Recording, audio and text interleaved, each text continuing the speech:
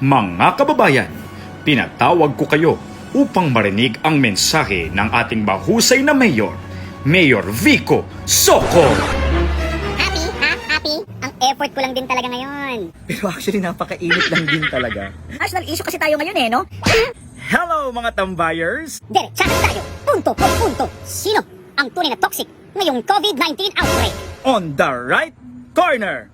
Ang mga DDS! Ay, hindi lahat. Ang mga in-support sa administrasyong DDS! DDS! DDS! And on the left corner! Ang mga dilawan! Ay, hindi rin lahat. Ang mga critical thinkers! Ay, ayaw pumayag ng kabilang panig. Ang mga hindi in-support sa administrasyong DDS! Hindi DS! Hindi DS! Eh! Ang talino ko lang din talaga doon, no? Teka lang, kalma. Recently, I noticed a lot of my FB friends are arguing and fighting against each other. Prinsipyo laban sa prinsipyo. English versus wrong gramming. I cannot. Sino daw ba ang mas toxic ngayon? Ang mga sunod ng sunod sa administrasyon? O ang mga puna ng puna sa mga pagkukulang ng administrasyon? Tunog ball saya ko ngayon I love it. Actually, pareho namang may punto. Sabi nga nung isa, Makiisa at sumunod na lamang tayo sa gobyerno, lalo na sa mga sitwasyong katulad nito. Aha!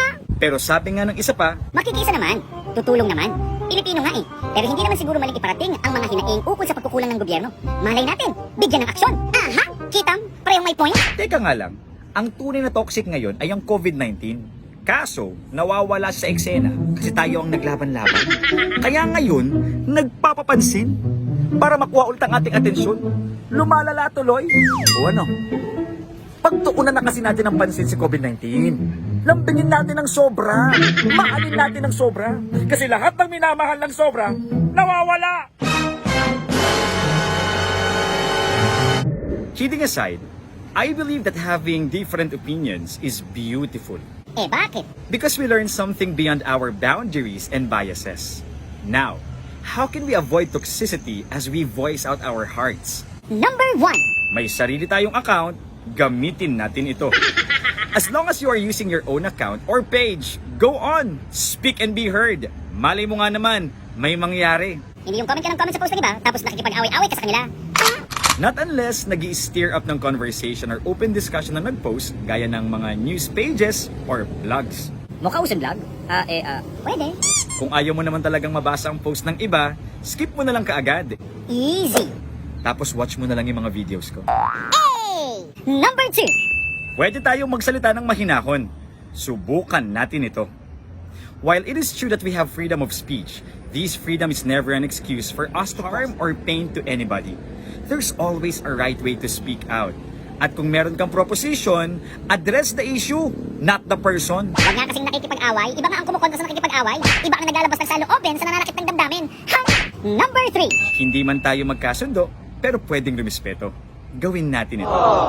We cannot force anybody to believe us or to be on our side. But it doesn't mean na FO na. Friendship over ba? Come on! Yung jowa mo nga ang gusto Jollibee, ikaw McDo, nag-break ba kayo? Yung classmate mo nga ang gusto TikTok, ikaw ML, nagpa-transfer ka pa sa ibang school? Cannot. And since this is my own account, I wanna say something to you. You may agree or disagree, pero wag mo kong awayan ha. Mahal na mahal ka ng Diyos. And it's not an accident that you are watching this video. He wants to tell you that you are special. That's why He made a way. Jesus died on the cross.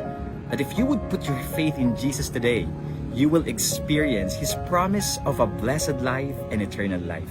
Sabi nga sa isang verse, For God so loved the world that He gave His only begotten Son, that whoever believes in Him should not perish but have everlasting life.